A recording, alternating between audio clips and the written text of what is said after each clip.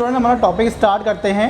Topic का नाम है आपका आवास। जैसे कि मैंने आपको इन्वायरमेंट की जो थीम बताई थी वो 6 थीम बताई थी। तो 6 थीम के अंदर जो एक थीम है वो टॉपिक जो थीम है उसका नाम है आवास, उसकी बात करते हैं हम लोग। ठीक है, जैसा कि यहाँ पे मैंने कुछ क्वेश्चन लिखे हैं आपके, इन क्वेश्चन के थ्रू हम टॉपिक को कंप्लीट करेंगे। जैसा कि पहला क्वेश्चन है कि बारिश अधिक होने के कारण मजबूत बांस के खम्भों पर लकड़ी घर कहाँ पर बनाए जाते हैं, किस राज्य में ऐसे घर पाए जाते हैं। जैसे कि ए ऑप्शन है राजस्थान राज्य है, बी ऑप्शन जम्मू कश्मीर, सी असम और डी आपका केरल राज्य है। यानी कि इनमें से ऐसा कौन सा राज्य है जहाँ पर लकड़ी के घर बनाए जाते हैं जो कि बांस के मजबूत खम्भों के ऊपर बनाए जाते हैं। तो इसका सही जो आंसर है आपका ये असम राज्य है। यानी हम कह सकते हैं कि असम राज्य में जो घर होते हैं ये मजबूत बांस के खम्भों बने होते हैं और लकड़ी के बनाए जाते हैं। क्यों बनाए जाते हैं? क्योंकि यहाँ पर क्या होता है कि बारिश अधिक होती है। यानी बारिश अधिक होने से क्या होता है कि ये घर जो होते हैं डूब ना जाएं, इसलिए इनको ज़मीन से 3 से लेके 3.5 मीटर ऊंचाई पर बनाया जाता है। यानी कह सकते हैं कि इन घरों की जो ऊंचाई होती है ये ज़मीन से 3 से लेके 3.5 मीटर ऊंचाई होती है, या फिर 10 से लेके 12 फुट ऊंचे ये घर बनाए जाते हैं, क्योंकि यहाँ पर जो है बारिश अधिक होती है। अब बात करते हैं कि पत्थर व लकड़ी के घर कहाँ पर पाए जाते हैं। ए ऑप्शन है जहाँ पर गर्मी अधिक पड़ती है, बी ऑप्शन जहाँ बारिश व बर्फ़ पड़ती है, सी ऑप्शन जहाँ बारिश अधिक होती है और डी ऑप्शन पहाड़ी क्षेत्रों में। तो पत्थर लकड़ी के घर जो होते हैं ये वहाँ पर बनाए जाते हैं जहाँ पर बारिश और बर्फ़ अधिक पड़ती है। ऐसा क्षेत्र कहाँ पर है? ऐसा क्षेत्र आपको मिलेगा जम्मू कश्मीर राज्य में, लद्दाख में और हिमाचल प्रदेश में। यानी हम कह सकते हैं कि जम्मू कश्मीर, लद्दाख और हिमाचल प्रदेश के घर जो होते हैं ये पत्थर और लकड़ी के बने होते हैं जहाँ पर बारिश और बर्फ़ जो है अधिक पड़ती है। इन घरों की ख़ास बात की अगर बात की जाए तो ये घर जो होते हैं ये 1 या 2 मंजिल के घर होते हैं और इनकी जो पहली मंजिल होती है उस पर कोई खिड़की भी नहीं होती, कोई खिड़की इस घर में नहीं पाई जाती। अब बात करते हैं हम लोग, अगला क्वेश्चन देखते हैं हम लोग कि लेह लद्दाख में पाए जाने वाले घरों की क्या विशेषताएं हैं या क्या विशेष बातें हैं। जैसे कि घरों की निचली मंजिल पर कोई खिड़की नहीं होती, पेड़ के तनों की लकड़ी से बनी ढालू छतें होती हैं, पेड़ के तनों की लकड़ी से बनी समतल छतें होती हैं और घरों की छतों का उपयोग फसल व सब्जी सुखाने के लिए करते हैं। जैसा कि मैंने अभी आपको बताया था कि पत्थर और लकड़ी के घर जो होते हैं जो पहाड़ी जो क्षेत्र होते हैं वहाँ पर पाए जाते हैं, जैसा कि जम्मू कश्मीर, लद्दाख और हिमाचल प्रदेश। तो लद्दाख में जो पत्थर लकड़ी के घर जो होते हैं आपके ये 1 या 2 मंजिल के बनाए जाते हैं और इन घरों की जो निचली मंजिल होती है उसमें कोई खिड़की भी नहीं होती और ये घर जो होते हैं ये पेड़ के तनों की लकड़ी से बनते हैं, जिनकी छतें जो होती हैं ये ढालू होती हैं, एकदम से स्लॉप वाली होती हैं और कहीं छतें जो होती हैं समतल भी पाई जाती हैं। अगर बात की जाए कि इन घरों की अंदर की दीवारों पर क्या करते हैं, चूने की पुताई भी की जाती है। यानी इन घरों की अंदर की दीवारें जो होती हैं उस पर चूने की पुताई भी की जाती है। और अगर बात की जाए कि इन घरों की छतों का प्रयोग किस तौर पे करते हैं, तो कह सकते हैं कि घरों की छतों का उपयोग जो होता है फसल और सब्जी सुखाने के लिए किया जाता है। जबकि जो निचली मंजिल होती है उस निचली मंजिल पर क्या होता है कि ये लोग क्या करते हैं, अपना सामान रखते हैं और अपने जीवों को रखते हैं। यानी कह सकते हैं कि लेह लद्दाख में जो पत्थर और लकड़ी के घर जो होते हैं उनकी जो पहली मंजिल होती है तो पहली मंजिल का इस्तेमाल जो करते हैं ये लोग ये जीवों को रखने के लिए और सामानों को रखने के लिए इस्तेमाल करते हैं और इन घरों की छतों पर क्या करते हैं, फसल और सब्जी को सुखाया जाता है। तो ये विशेष बातें थी आपकी लेह लद्दाख के घरों के बारे में या पत्थर या लकड़ी घरों के बारे में। अब बात करते हैं हम लोग मिट्टी के घर कहाँ पाए जाते हैं।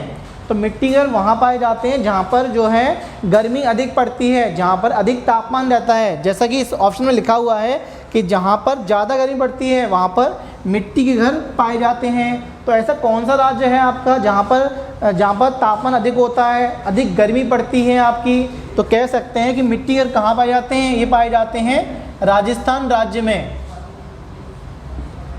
तो हम कह सकते हैं कि राजस्थान राज्य के जो घर होते हैं ये मिट्टी के घर होते हैं और मोटी मोटी मिट्टी की दीवारें इन घरों की बनाई जाती हैं और इन घरों के जो छतें होती हैं वो लकड़ी से छप्पर से बनी होती हैं। तो छप्पर से और लकड़ी से जो छतें होती हैं बनी होती हैं, और इन छतों के ऊपर क्या करते हैं, कीकर की लकड़ी का इस्तेमाल करते हैं। यानी इन घरों की छतों के ऊपर कीकर पेड़ की लकड़ी रख दी जाती है। क्यों रखी जाती है? कीड़ों को दूर भगाने के लिए रखी जाती है। यानी राजस्थान राज्य में एक कीकर नाम का वृक्ष पाया जाता है जिसकी लकड़ी का इस्तेमाल जो होता है कीड़ों को दूर भगाने के लिए किया जाता है। तो हम कह सकते हैं कि मिट्टी घर कहाँ मिलेंगे? ये राजस्थान राज्य में मिलेंगे, जहाँ पर गर्मी अधिक पड़ती है, जहाँ पर तापमान अधिक पाया जाता है। और इन घरों की छतों पर क्या करते हैं, कीकर की लकड़ी को रख दिया जाता है। क्यों रखते हैं? कीड़ों को दूर भगाने के लिए। अगर बात की जाए कि जहाँ पर मिट्टी घर होते हैं तो वहाँ के जो फर्श होते हैं उन फर्शों को गोबर से भी लीपा जाता है। क्यों लीपा जाता है? कीड़ों को दूर भगाने के लिए लीपा जाता है। तो कुछ विशेष बातें हो गई आपकी मिट्टी के घरों के बारे में। यानी यहाँ से जब भी क्वेश्चन पूछा जाएगा आपसे, ऐसा क्वेश्चन पूछा जाएगा आपसे कि जो मिट्टी के घर होते हैं जो राजस्थान राज्य में पाए जाते हैं, वहाँ के फर्शों को गोबर से क्यों लीपा जाता है? तो कीड़ों को दूर भगाने के लिए ऐसा किया जाता है। अब बात करते हैं हम लोग अगले क्वेश्चन में। मनाली जो एक पहाड़ी इलाका है, वहाँ बारिश और बर्फ़ पड़ती है, तो वहाँ के घर किस प्रकार के बने होते हैं? मिट्टी के बनते हैं या फिर पत्थर के बनते हैं, पत्थर या लकड़ी के बनते हैं या फिर लकड़ी के बनते हैं? जैसा कि मैंने अभी आपको बताया था कि जम्मू कश्मीर, लद्दाख, हिमाचल प्रदेश, और हिमाचल प्रदेश में क्या आता है? मनाली आता है। तो यहाँ के घर कैसे होते हैं? ये घर जो होते हैं ये पत्थर और लकड़ी के बनाए जाते हैं। तो यहाँ से अगर क्वेश्चन आएगा आपका मनुष्यों के आवासों के बारे में, तो कहीं पर तो बात की जाएगी आपकी मजबूत बांस के खंभों बनाए वाले घरों की बात की जाएगी, कहीं पर बात की जाएगी आपकी पत्थर लकड़ी घरों की बात की जाएगी, और कहीं पर बात की जाएगी मिट्टी के जो घर होते हैं उनकी बात की जाएगी। जब तक ऐसा करिए आप इसका स्क्रीनशॉट ले लीजिए। ठीक है, आपने स्क्रीनशॉट ले लिया है तो मैं इसको रफ कर रहा हूँ, और हम फिर कुछ और नए क्वेश्चन देखते हैं इसमें।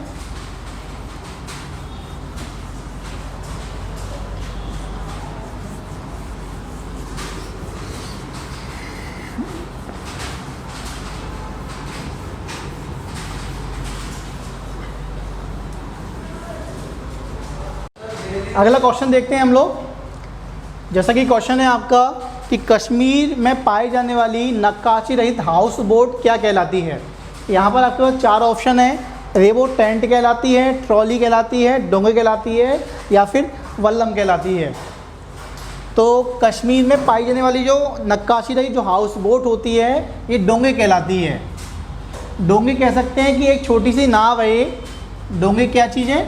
एक छोटी सी नाव है जिसकी छत के ऊपर कोई नक्काशी नहीं की गई है, लकड़ी की कोई कलाकारी नहीं की गई है। तो डोंगे क्या है? एक नक्काशी रहित हाउस बोट है जो कि जम्मू कश्मीर राज्य में पाई जाती है।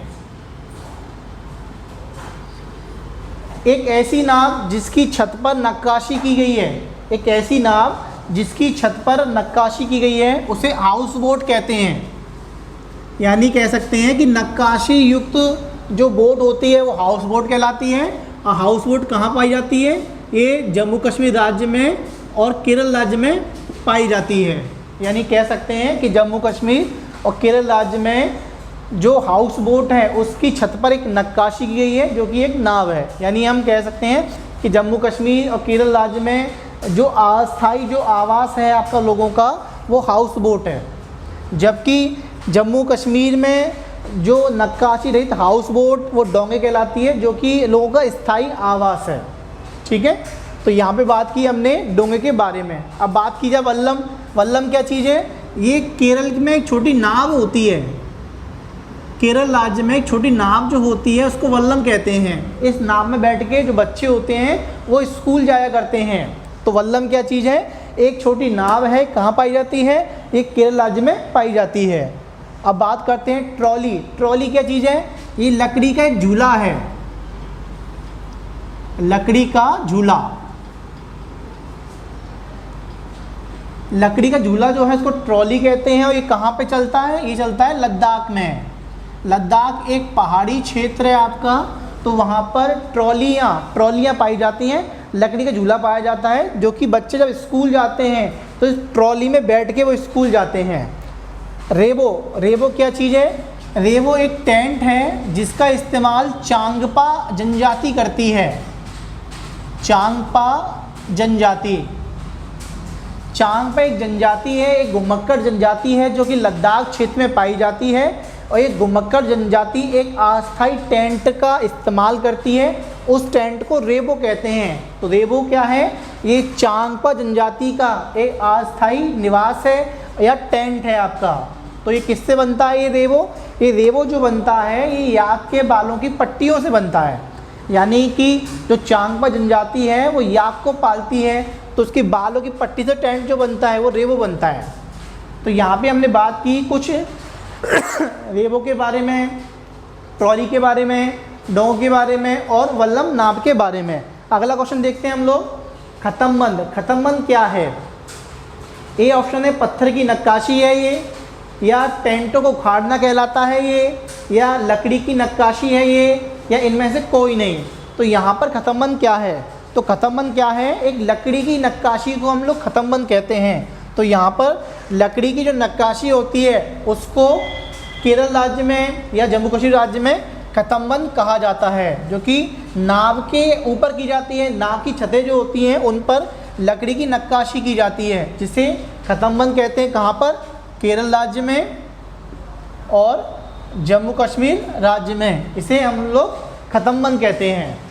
अब बात करते हैं हम लोग अगले क्वेश्चन की तरफ देखते हैं। एस्किमो जनजाति पाई जाती है। एस्किमो एक शिकारी जनजाति होती है आपकी, ये पाई जाती है कहाँ पर पाई जाती है? टैंगा क्षेत्र में पाई जाती है, या फिर जो टुंड्रा क्षेत्र है वहाँ पर पाई जाती है, या फिर जो दक्षिणी ध्रुव है आपके वहाँ पर पाई जाती है, या फिर कहीं भी पाई जाती है। तो यहाँ पे अगर बात की जाए एस्किमो जनजाति की, तो एस्किमो क्या है? एक शिकारी जनजाति होती है और ये जो है टुंड्रा क्षेत्र में पाई जाती है। वैसे अगर क्षेत्र की बात करें तो उत्तरी ध्रुव के पास पाई जाती है, यानी हम कह सकते हैं कि यह जनजाति उत्तरी ध्रुव के पास पाई जाती है। या फिर जो साइबेरिया वाला जो क्षेत्र है आपका, साइबेरिया, जो साइबेरिया वाला क्षेत्र है आपका, वहाँ पर ये जनजाति पाई जाती है। तो एस्किमो एक शिकारी जनजाति है जो कि टुंड्रा क्षेत्र में पाई जाती है, उत्तरी ध्रुव के पास पाई जाती है, या फिर साइबेरिया क्षेत्र में जनजाति पाई जाती है। अब बात करते हैं अगले क्वेश्चन की हम लोग। इग्लू क्या है? इग्लू क्या है? वर्गाकार एक घर है, या फिर आयताकार एक घर है, या गुम्बद के आकार का एक घर है, या किसी भी प्रकार का घर है। तो यहाँ पर इग्लू क्या है? तो इग्लू क्या चीज़ है? यहाँ पर गुम्बद के आकार का एक घर है। इग्लू क्या है? गुम्बद के आकार का एक घर है। और ये घर किसका घर है? ये इग्लू जो है घर किसका है ये? तो इग्लू यहाँ पर इग्लू जो है ये एस्किमो जनजाति है उसका घर है इग्लू। यानी हम कह सकते हैं कि एस्किमो जनजाति का जो अस्थायी निवास है वो इग्लू कहलाता है, जो गुम्बद के आकार का होता है। कुछ इस प्रकार से होता है ये घर। इग्लू जो होता है वो घर जो है गुम्बद के आकार घर होता है, जिसका जो प्रवेश द्वार जो है बहुत छोटा है।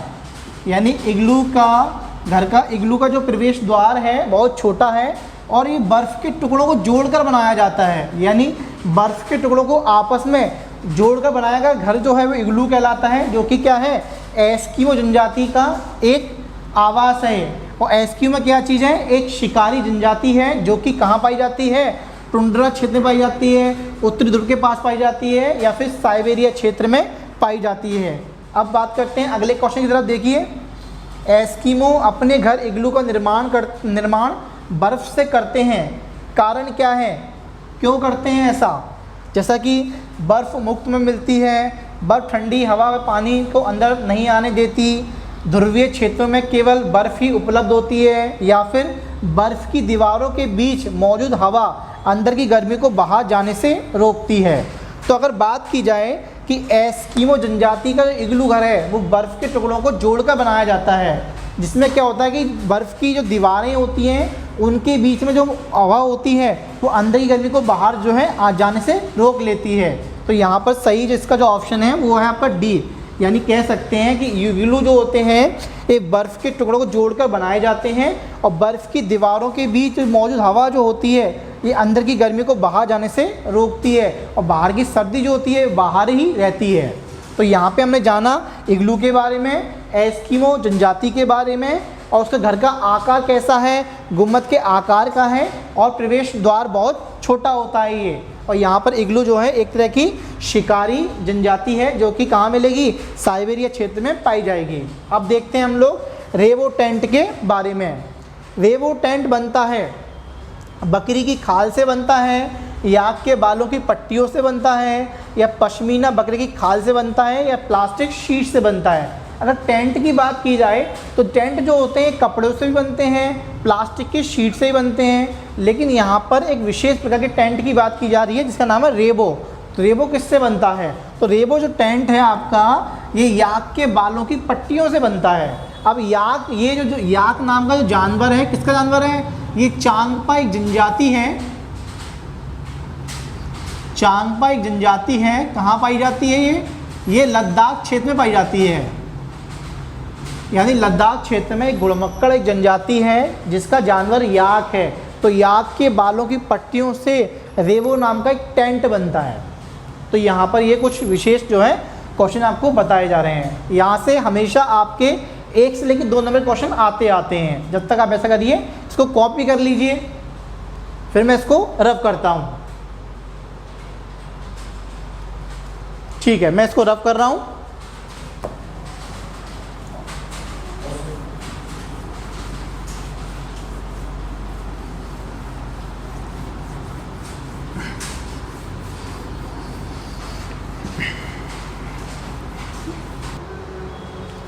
देखते हैं अपना क्वेश्चन। कौन सा पक्षी अपने घोंसले का साल दर साल उपयोग करता है। यहाँ पे क्वेश्चन पूछा है कि इसमें से ऐसा कौन सा पक्षी है जो अपने घोंसले का साल दर साल उपयोग करता है। यानी पक्षी जो होते हैं वो घोंसला बनाते हैं बच्चों को जन्म देने के लिए। जब बच्चे का जन्म हो जाता है तो अपने घोंसले को छोड़ देते हैं, लेकिन एक ऐसा पक्षी है जो बच्चे के जन्म होने के बावजूद भी अपने घोंसले का साल दर साल उपयोग करता रहता है। ए ऑप्शन है कठफोड़वा, बी बसंत गौरी, सी कबूतर, और डी आपका चील। यानी इसमें ऐसा कौन सा पक्षी है जो साल दर साल अपने घोंसले का इस्तेमाल करता है। तो इसका सही जो आंसर है आपका ये डी है, यानी चील। चील एक ऐसा पक्षी है जो अपने घोंसले का इस्तेमाल करता है साल दर साल। इसकी खास बात और है आपके चील के बारे में कि चील जो है ये सबसे ऊंचे पेड़ पर अपना घोंसला बनाता है। यानी हम कह सकते हैं कि सबसे ऊंचे पेड़ पर कौन सा पक्षी ऐसा है जो घोंसला बनाता है, तो ये आपका चील है। चील सबसे ऊंचे पेड़ पर अपना घोंसला बनाता है और अपने घोंसले का इस्तेमाल जो है साल दर साल करता रहता है। अब बात करते हैं यहाँ पे कठफोड़वा। तो कठफोड़ पक्षी घोंसला कहाँ बनाता है, तो कह सकते हैं कि पेड़ के तने में छेद करके कठफोड़वा पक्षी अपना घोंसला बनाता है। ऐसे ही बसंत गौरी चिड़िया जो है ये भी अपना घोंसला पेड़ के तने में बनाती है और उसमें छेद करके बनाती है। जबकि कबूतर अपना घोंसला कहाँ बनाता है, ये बनाता है घोंसला घरों में और खाली पड़े हुए खंडरों में अपना घोंसला बनाता है। यानी कबूतर अपना घोंसला घरों में बनाता है और खाली पड़े हुए खंडरों में बनाता है, जबकि चील अपना घोंसला जो बनाता है इस सबसे ऊंचे पेड़ पर बनाता है। अब देखते हैं अगला क्वेश्चन। गिद्ध अपना घोंसला बनाता है सुनसान पेड़ों पर, चट्टानों की दरारों में, चील के छोड़े हुए घोंसले में, या इनमें से सभी जगह पर। तो बात अगर गिद्ध की जाए तो गिद्ध अपना घोंसला जो है ये सभी जगहों पर बनाता है। यानी कि सुनसान पेड़ों पर बनाता है, चट्टानों की दरारों बनाता है और चील के छोड़े हुए घोंसले में अपना ये घोंसला बनाता है। यानी कि ये गिद्ध जो है ये सभी जगह पर अपने घोंसले बनाता है। अगले क्वेश्चन को देखते हैं हम लोग। ज़मीन को थोड़ा सा खोदकर घोंसला बनाता है गौरैया, तोता, मादा, शुतुरमुर्ग और कौआ। इनमें से कौन सा ऐसा पक्षी है ज़मीन को थोड़ा सा खोदकर उसमें घोंसला बनाता है या अंडे देता है। तो यहाँ पर जो है इसका सही जो आंसर है ये मादा शुतुरमुर्ग है, जो कि ज़मीन को थोड़ा सा खोदकर अपना घोंसला बनाता है और उसमें अंडे देता है। जबकि कौए की अगर बात की जाए तो कौआ जो होता है कि सबसे ऊंची पेड़ की डाल पर घोंसला बनाता है, यानी कह सकते हैं कि सबसे ऊंची पेड़ की डाल पर घोंसला कौन बनाता है? कौवा बनाता है। शुतुरमुर्ग का जो घोंसला कहाँ होता है? ये ज़मीन को थोड़ा सा खोद कर ज़मीन के नीचे ज़मीन में बनाया जाता है। जबकि तोता जो घोंसला होता है ये पेड़ पर बनाता है। और गौरैया जो घोंसला होती है ये कहाँ बनाती है? ये बनाती है घरों में और खंडरों में। यानी गौरैया अपना घोंसला कहाँ बनाती है? घरों में और खंडरों में अपना घोंसला बनाती है। तो यहाँ पे हमने देखा कि मादा शुतुरमुर्ग जो है ज़मीन को खोद कर उसमें अपना घोंसला बनाता है। अब देखते हैं हम लोग अगला क्वेश्चन। टहनियों से लालटेन की तरह लटकता हुआ घोंसला कौन से पक्षी का होता है? ए ऑप्शन है कलचिड़ी चिड़िया, इंडियन रॉबिन, जुलाही चिड़िया, बीवर बर्ड, तर्जन चिड़िया या फिर उल्लू पक्षी। तो कह सकते हैं कि टहनियों से लालटेन की तरह लटकता हुआ घोंसला जो होता है ये जुलाही चिड़िया का होता है। ये घोंसला जो है टहनियों से बनता है, आपका घास फूस से बनता है आपका, जो कि टहनियों से लटका होता है, लालटेन की तरह दिखाई देता है। यानी लालटेन की तरह लटका हुआ घोंसला जो होता है किसका होता है? ये जुलाही चिड़िया का होता है। जबकि कलचिड़िया चिड़िया की बात की जाए, इसका घोंसला कहाँ पे पाया जाता है? तो कह सकते हैं कि कलचिड़ी चिड़िया घोंसला कहाँ होता है? ज़मीन पर होता है। ज़मीन पर पत्थरों के बीच में, ज़मीन पर पत्थरों के बीच में कलचिड़ी चिड़िया का घोंसला होता है। दर्जन चिड़िया, जैसा कि इसके नाम से आपको पता चलता है दर्जन चिड़िया यानी सिलने वाली, तो कह सकते हैं कि दर्जन चिड़िया दो पत्तों को आपस में सिलकर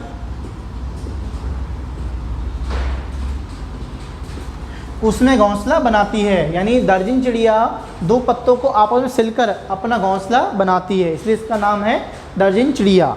बात की जाए उल्लू पक्षी की कि उल्लू पक्षी अपना घोंसला कहाँ बनाता है? तो उल्लू पक्षी अपना घोंसला जो बनाता है ये पेड़ के खोखले भाग में बनाता है। यानी कह सकते हैं कि उल्लू पक्षी पेड़ के खोखले भाग में अपना घोंसला बनाता है।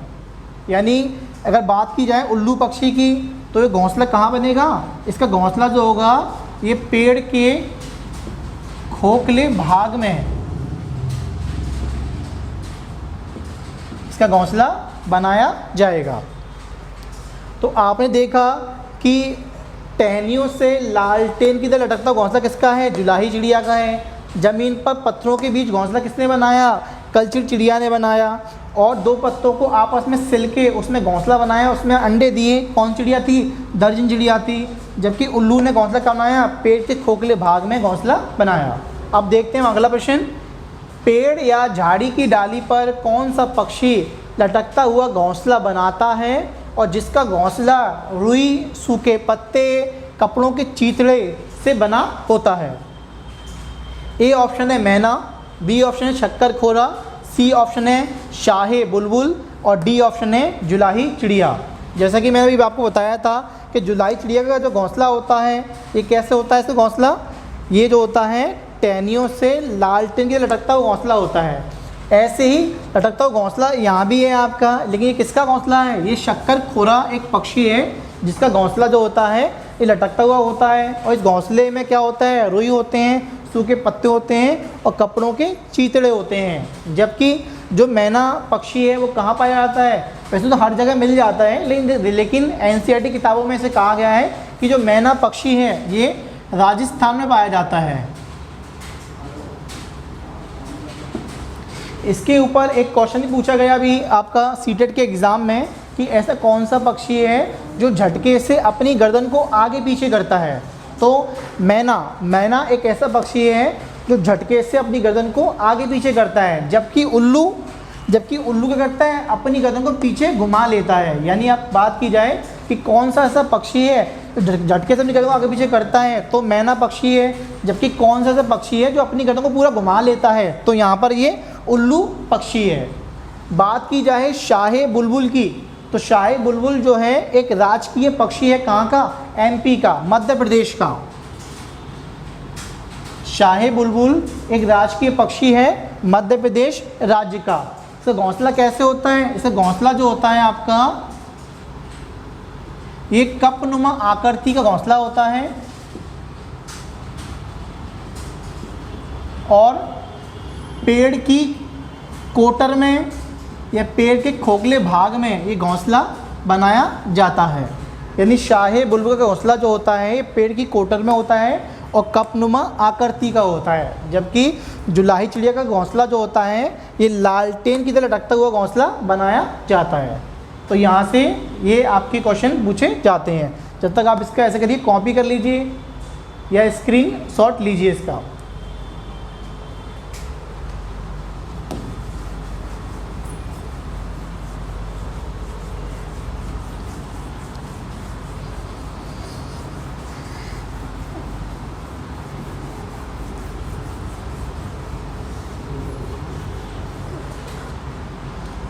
देखते हैं अपना क्वेश्चन।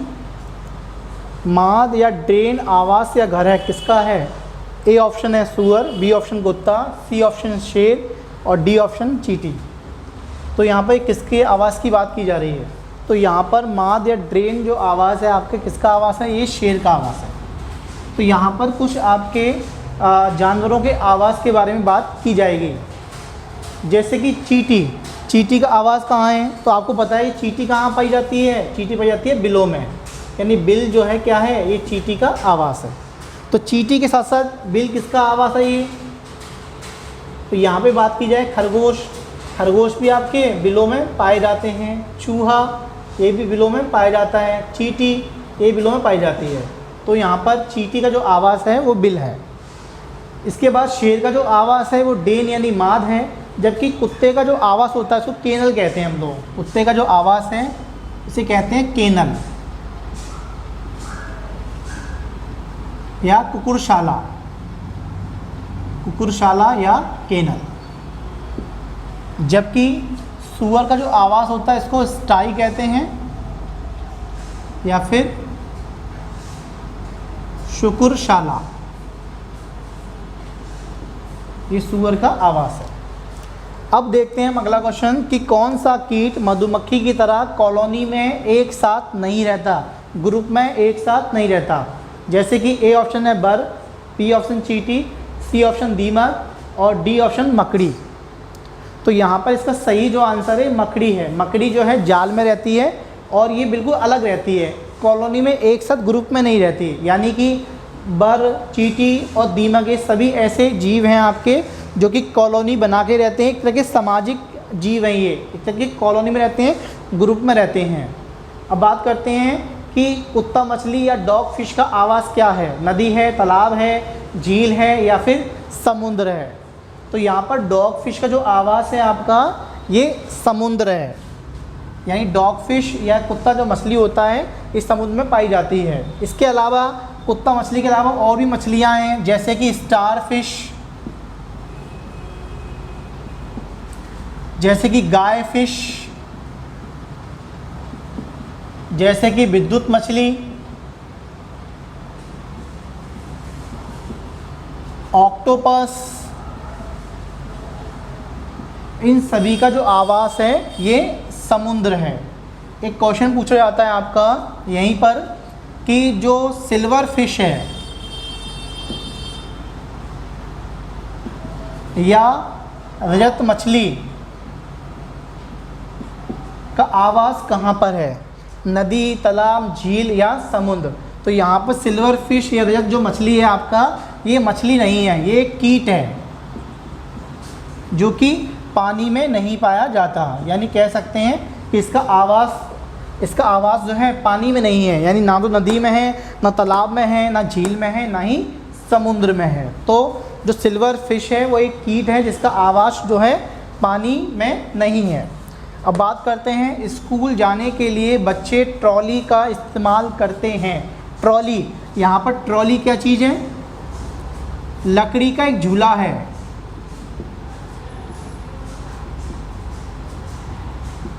ट्रॉली एक लकड़ी का झूला है। इस लकड़ी के झूले में बैठ के बच्चे स्कूल जाते हैं। यानी एनसीईआरटी किताबों में बच्चों के स्कूल जाने के संसाधन के बारे में बात की गई है। तो वहाँ पे एक जानकारी दी गई है कि ऐसी कौन सी जगह है जहाँ पर बच्चे ट्रॉली में बैठ के स्कूल जाते हैं। तो यहाँ पर इसका सही जो आंसर है लद्दाख है।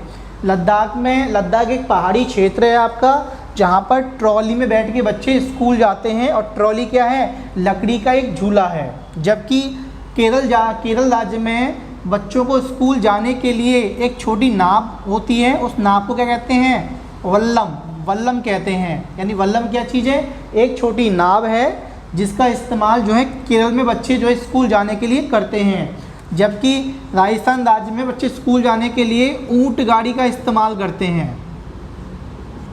ऊँट गाड़ी राजस्थान राज्य में पाई जाती है, जहाँ पर बच्चे से बैठ के स्कूल जाते हैं। जबकि गुजरात राज्य में एक तरह की गाड़ी पाई जाती है, इसको बोलते हैं जुगाड़ गाड़ी। तो जुगाड़ गाड़ी में बैठ के बच्चे स्कूल जाते हैं। तो क्वेश्चन पूछा जाता है आपका कि जुगाड़ गाड़ी कहाँ पाई जाती है, गुजरात राज्य है। वल्लम क्या है, एक छोटी नाव है, कहाँ पाई जाती है, केरल राज्य है। जबकि ऊँट गाड़ी कहाँ है, राजस्थान राज्य है। और ट्रॉली क्या चीज़ है, एक लकड़ी का झूला है जो कहाँ पाया जाता है, ये लद्दाख में पाया जाता है। तो यहाँ पर जो टॉपिक हमने कंप्लीट किया उस टॉपिक का नाम था आवास। आवास एक ये आपका इन्वायरमेंट की थीम है और यहाँ से आपके 1 से लेके 2 नंबर तक के क्वेश्चन आपके आते हैं और हमेशा यहाँ से क्वेश्चन आपके पूछे जाते हैं। इस टॉपिक में मैंने कंप्लीट किया है आपका क्षेत्रों का आवास कंप्लीट किया है, पक्षियों के आवास कंप्लीट किए हैं और स्कूल जाने के जो साधन हैं वो इसमें कंप्लीट किए हैं। तो इसको अच्छी तरह आप अपना नोट कर लीजिएगा, ठीक है। और इस वीडियो को अपने फ्रेंड के साथ शेयर भी कीजिएगा और लाइक भी कीजिएगा, ठीक है। Thank you very much.